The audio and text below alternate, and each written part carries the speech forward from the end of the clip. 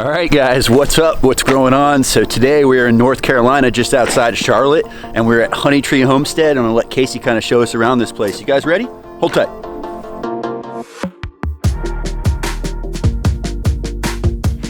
This is our farm. This is our market garden, and this was all grass 2 years ago.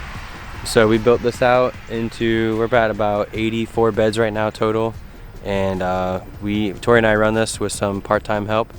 And we sell at 2 markets. We sell to restaurants, we sell from the farm, we sell to an aggregator in Charlotte. And yeah, this is plot 1 right here. This is the first beds I built. I had that tunnel here and sold salad out of it all winter, and that's what really got our business like going. And how long you been farming, Casey? It's like 3 years. 3 years total? That's it? Yeah, but I got a background in horticulture, and I'm a certified arborist. I've been in the field for 15 years.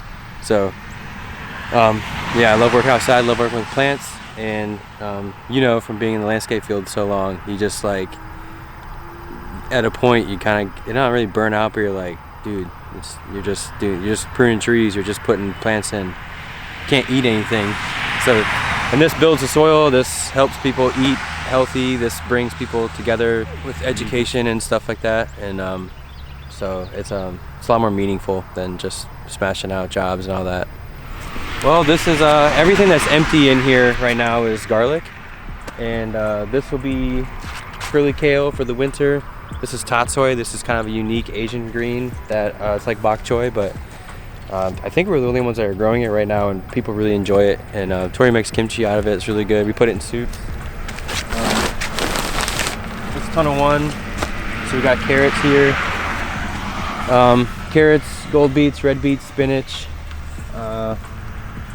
These guys are almost ready. So some of our biggest crops are carrots, beets, and salad, easily, and arugula. This is tunnel 2. So we have 8 plots, and each plot is 10 beds. It's 40 by 100. The beds are 30 inches, 30-inch walkways, 30-inch beds, 18-inch walkways, and everything's set up the same. So we just took the peppers out, and we had some Napa cabbage here. This is turnips now. So turnips, head lettuce, more tatsoi, kohlrabi, bunching onion, spinach, and more kohlrabi. So this is the other side of plot 2. Lettuce mix for restaurants, a baby kale mix, collards. We do a lot of collards for our friend's barbecue restaurant, like 40, 50 pounds a week. This is where we grew all the onions.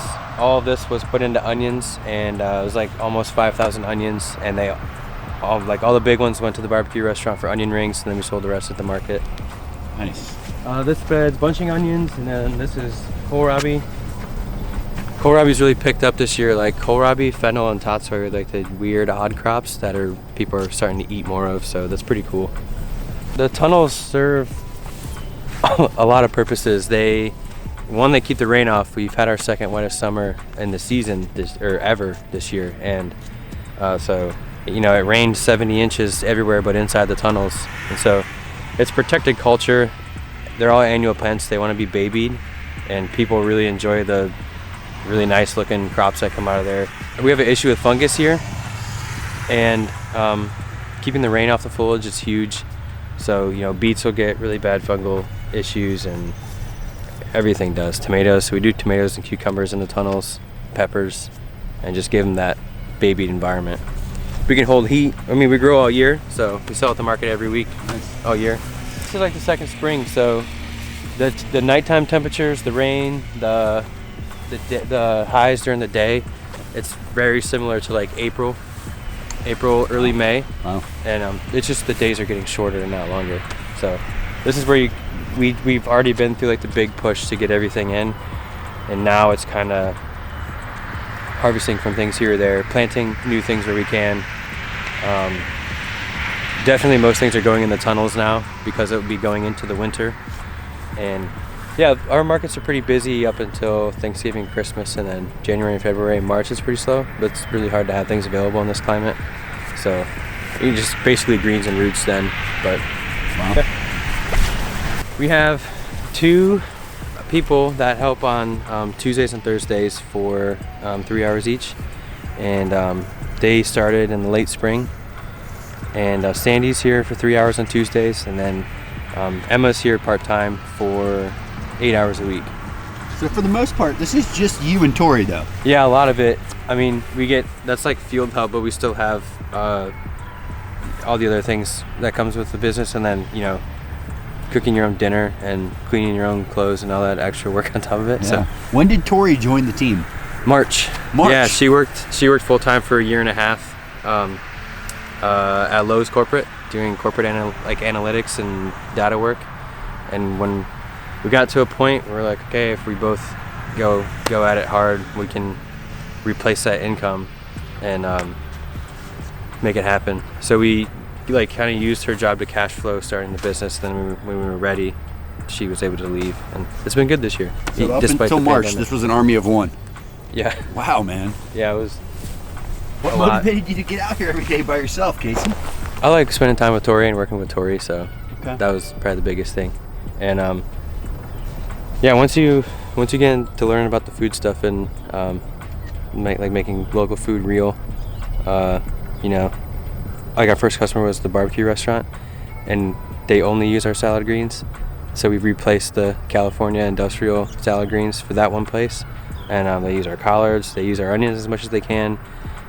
It pretty like a lot of stuff that we can take there that they'll use. That's pretty motivating because it makes an impact, and they want to grow their restaurants. So if we can train people to grow this or that for that, or they raise meat chickens or something, and they fall under that umbrella, that makes it real and our own community within that. That's really cool. Love it. Yeah. And then this is plot 3. These are cabbages, collards, fennel, just good stuff.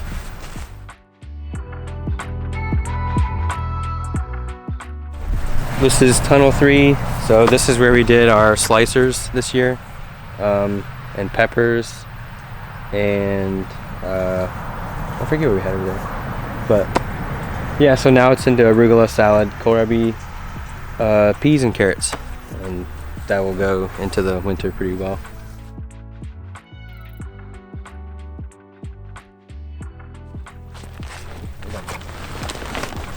This is tunnel 5. They had a big issue with alternaria on the carrots, even the tunnel. That's how like humid it is here in the summer. I know you're in Florida, but this year is just insane. I left this shut, and it was still like humid enough to have fungal issue. Yeah. It's this. It will come through and just completely. There's an armyworm too. We've had a serious caterpillar issue this year, most likely from all the rain. This will take all the foliage off the carrots, and basically it just has to grow back. Wow. We really try not to spray anything. I've had to use BT a few times just because we've lost like $3,000 worth of stuff from caterpillars. And like the rain this year too, this is another reason we got so many tunnels. We lost like $10,000 worth of stuff due to rain. Wow. Like successions of salad, whole beds of carrots that just rotted. I mean, looking at when it rains 11 inches in 2 weeks or 6 inches in one night, what do you do? So yeah, the kale over there. We put this tunnel up and seeded it directly into carrots and stuff. You know, you can be organic and soak your crops in BT and Pyganic and all this stuff, and we try not to do that. That's another reason for the tunnels. Keeping the water off of the plants really makes a difference for, I mean, not with those carrots, but really for everything else. You know, tomatoes, you don't have to spray the tomatoes like that. And yeah, I really don't. That's like the only thing I've sprayed is BT, and just because we had to. The outbreaks are absolutely insane, and we've planted these beets 3 times, beets over there twice, beets over here 5 times. So like at that point, you have to do something, because a customer is not going to pay extra money for you to not use something like BT. So there's the reality side of it there. This is tunnel 4. This is where we did cucumbers. And our fall crop of sun golds. So we call this the tomato curtain. Since it gets in the 40s here at night this time of year, we just cover them up like this. While it's still sunny out, we'll close the tunnel and put those row covers up and heat it up, and then it holds like humidity in there and keeps the tomatoes warm. It was 37 the other night. They didn't drop any blooms. That's pretty cool. This is the other part of Plot 4, and this is where we had some serious caterpillar issues with the beets. They've been seeded like 5 times, but they're coming up. Beets are one of our best sellers, so we're really trying to grow them. People keep asking for them every week, and we have to tell them caterpillars are eating them instead. So that's a hot crop. Yeah, that's one of the best. That and carrots. Beets, carrots, onions. Yeah, the onions. We have people asking for. Yeah, microgreens. That's really Tori's deal. I don't really mess with that We that have to much. get her to take us in the basement, huh? Yeah. Okay. Yeah. Hey. Hey, it's you again. Yeah. What's growing on in here? So this is my microgreen setup. I have 3 racks. There's 2 4-tier ones and one 5-tier one. And I grow about 50 microgreen plants a week. So I'll grow red cabbage, kale, broccoli, sunflower, radish, pea, curly pea, and just some other random ones. But yeah, I have them here under some full spectrum lights, and they usually take like 10 days to grow to full maturity, so just time that during the week and have them ready the following week. You guys like selling this stuff by the gram? How do they sell the microgreens? I sell them in little bags. Okay. Yeah. And then I have a few customers that want a lot of microgreens. They really love them, so I'll do some half-pound bags for them every week. It's probably like $200 worth. Okay. Yeah. It's a nice added function. Yeah, definitely. Cool. Yeah, and it's really consistent, so we can do this all year round, and even when it gets super cold, the basement is pretty consistent temperatures, so it's nice. In the summer, I can take some of these outside in the nursery, so I'll take the peas, sunflower, and radish. I'll take those into the nursery and grow them out there. Just save on some electricity costs. Sweet. Yeah. All right, can I get a pound of dirt? What up? What up?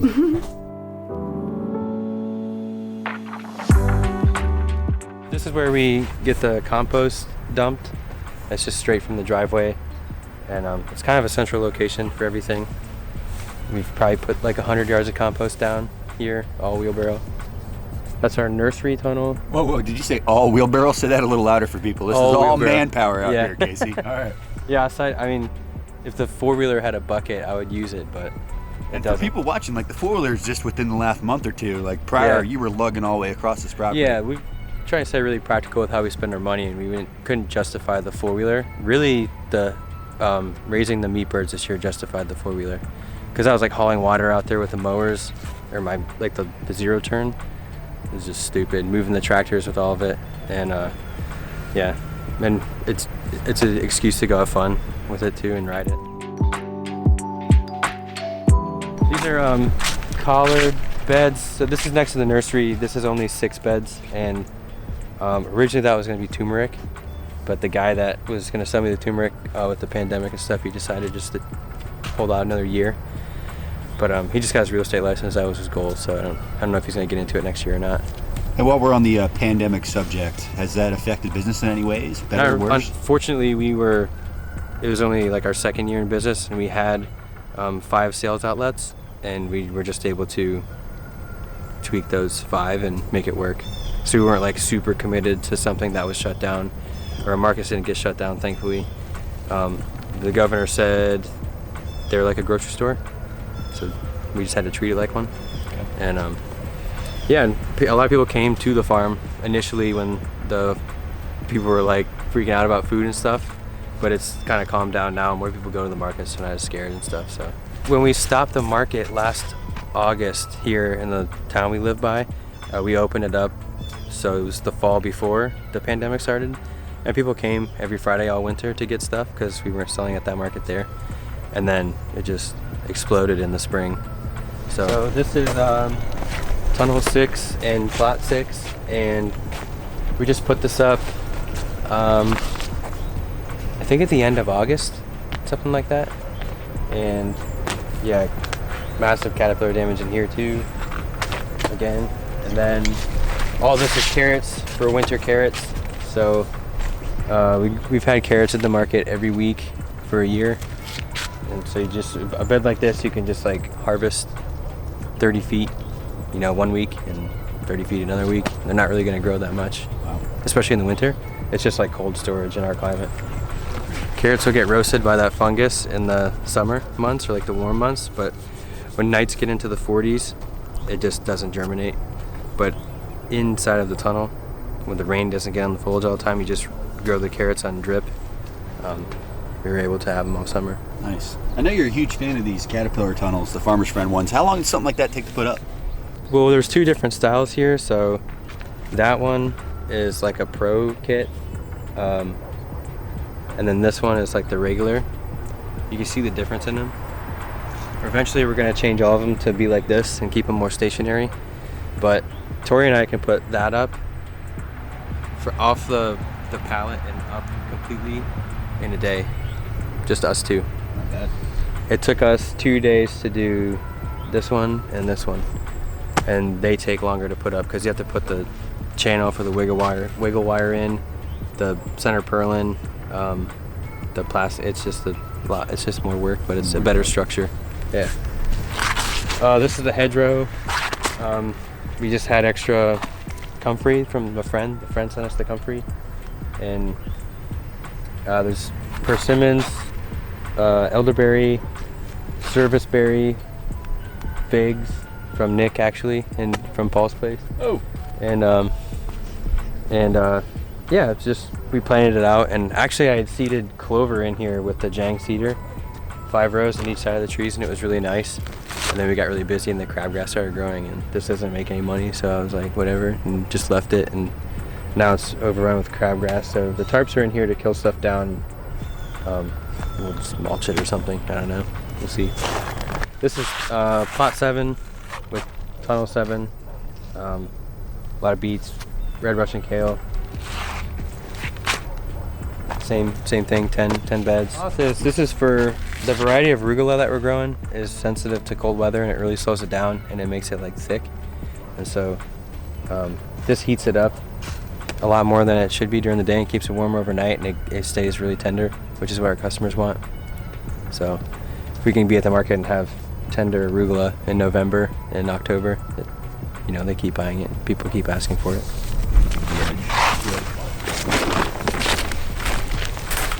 Yeah.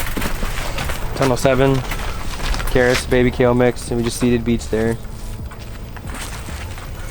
This is just a little hedgerow, figs, service berries, and blackberries. So we're gonna put wire across here and have this be like type of hedge. But it's tarped because the Bermuda grass grew over the wood chips and cardboard, and it was starting to go over the plastic into the tunnel. You guys are pretty much on the property line here. Like, you're out of room, Casey. Yes. The property line goes like this. It's kind of angled this way, and Jeez. It's right at the edge.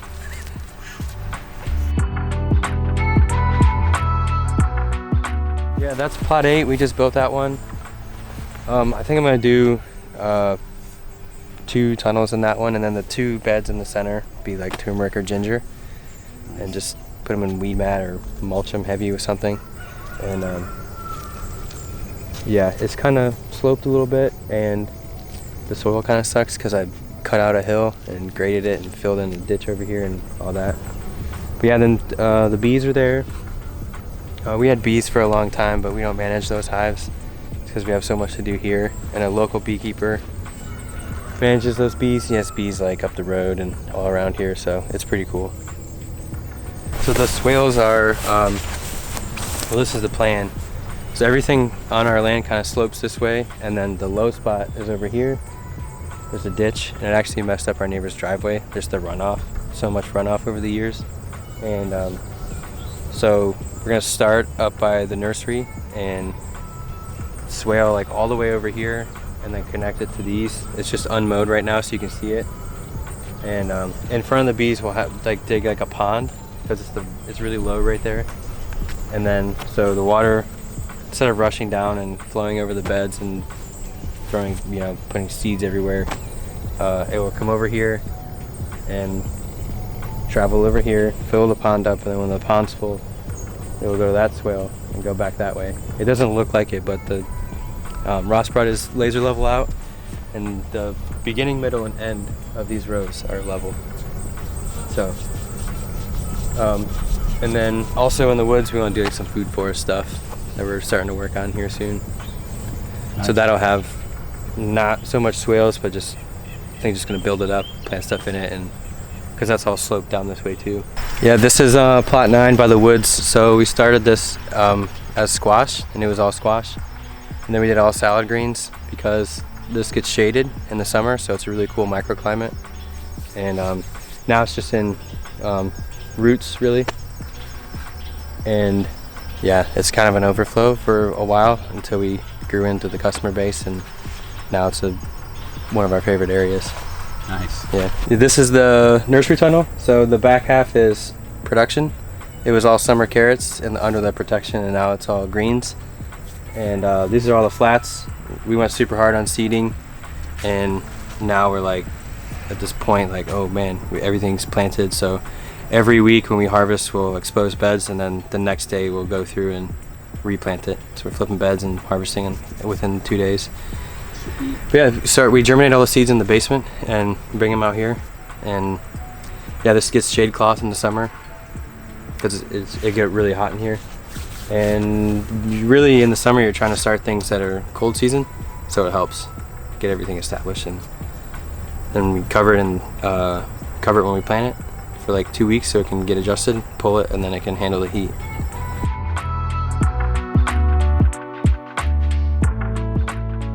I started landscaping in high school and really liked it, and didn't like being inside, didn't like the schoolwork and stuff, and liked working with my hands. So I started mowing grass after high school with this dude, and then I went to college for horticulture. And while I was going to college, I worked for this guy who was like a mentor, and he was really into like the organic stuff. So like we had a nursery that was like deep mulch, all busted, like old wood chips broken down. And yeah, he taught me bees. You know, we were doing installs all the time, all types of cool stuff, selling trees from the nursery. And then yeah, just staying in the field forever. And then we moved here. I originally grew up in Ohio, and we came here, and I worked for Bartlett Tree as an arborist, and we started growing our own food to eat healthier, and got into it. And you know, you find people like Joel Salatin and JM and all that, and you're like, whoa, that's cool. So I reread The Market Gardener, and I was like, yeah, I think we could do this. Like, Tori's really organized. I'm like, building beds and seeding, that's like not much work at all after doing installs, you know, or moving 300-pound trees all the time. And so we just started doing it at our place, and got the opportunity to start a market garden for this farm to table event business. Sold like everything, lived in the camper for a year, and then did it, and then started our own farm. You said lived in a camper for a year. Mm-hmm. You roughed it to get here, huh? Yeah. That's awesome, man. It was actually pretty fun. Yeah. Experience, that's what it's all about. Yeah, it was fun. We'll end up at 90 or 100,000 in sales this year, and it's just under an acre. And really this year started out with like 50 beds, and then biggest thing was drilling this well so we could irrigate things. And yeah, that was your largest expense then. Yeah, big time. Yeah, it's deep. But yeah, so we don't like debt, and so just cash flowing with Tori's job and savings, and now to the point where it's like actually making money, and we're like, sweet, next year's gonna be good because we like, you know, infrastructure this year, the well, some things in the wash station, the cooler last year, all the tunnels this year that we don't have to buy next year. Wow. And that's gonna make a big difference. Wow. So total production space once you get that new plot going, we're just over like 1.2 acres, but maybe total usage of the farm, 1.5 acres, 2 acres? Yeah, I would say 1.5 acres, 2. Yeah, because you have like cooler, wash station. Yeah, and then eventually we'll have this in, and with the berries in the woods. The employee of the month right there. Whoa, I see you. All right, Casey. So for our local folks that want to come out and help Casey pound some dirt, learn a little bit, that want to come and support, buy your food, you know, what markets are you at? Where's this stuff at? Yeah, where are you guys in North Carolina? We're near Hickory, so it's like the beginning of Western North Carolina. It's where like the Piedmont starts to meet the mountains, and we're in like the foothills. So Tori sells at the Hickory Market. I sell at the Charlotte Regional Market, and we're gonna be selling here at the local market, but we'll have people selling for us there that help the people that help us during the week, and yeah, or eat at the Honey Hog down by South Mountain, and That's our salad and collards, and they have great local pork and beef and stuff there too. So we eat there every Thursday normally. Nice. Dinner time. Cool, man. Yeah, I was reading this book by Simon Sinek, and it's called The Infinite Game. And one of the things he says is there's no finish line. There's no finish line in marriage. There's no finish line in business. There's no finish line in, I mean, there is in life. But like, think about these things like friendships. Like, it's not a game. You're not playing a football game and trying to win. So there's no finish line in farming. You know, so you don't have to be at a certain spot by 3 or 4 years. You just do your thing, live your life how you want. Make sure you make enough money, don't go too crazy in debt and all that stuff. All right. So how old are you, for people wondering, Casey? I'll be 31 in like 2 weeks. It's coming up, man. Yeah. Young farmer. All right. Yeah, 31. I'm over the hill. No kids to help run this farm yet, huh? Not yet. All right. But we want to have kids, so. Try to keep up with Justin and Rebecca? Nah, not that quite? much. No, not that much. All right, man. Keep pounding some dirt, bro. Sweet. Will do. All right, guys, so epic tour here of Casey's place. Didn't get a lot into the details of the farm, but he posts videos on a weekly basis. He has a channel. He's got all the types of videos up there for you to go over and check out, and I think they just have an amazing, inspiring story to tell. Young farmers, you know, Tori's only been here since March. They're probably gonna do $100,000 this year. They have no employees. You know, they got a couple of volunteers helping them. They're keeping their overhead really low. They're making a living doing what they love, you know. So not only do I promote edible landscaping, growing perennials, fruit trees, you know, this could become a full-time job for just about anybody. All you have to do is, you know, give it your best, try, and put your 2 feet in. You know, and that's what Casey's done here, and I'm pretty amazed. I have a feeling, you know, 80 and 100 is nothing. Give them a few years. They're gonna have some employees. They're really gonna maximize this space. I bet you a farm of this size could do easily 250 with getting more vertically integrated, maybe getting some licensing and labels, getting into kimchi, value-added products. Like, the sky's the limit. So it's just the beginning for them. Be sure to head over and check out their channel. I hope you guys enjoyed this video. If you did, make sure you hit that like button. If you haven't subscribed yet, maybe go ahead and do so. Most importantly, you guys know what we do around here? Pound dirt.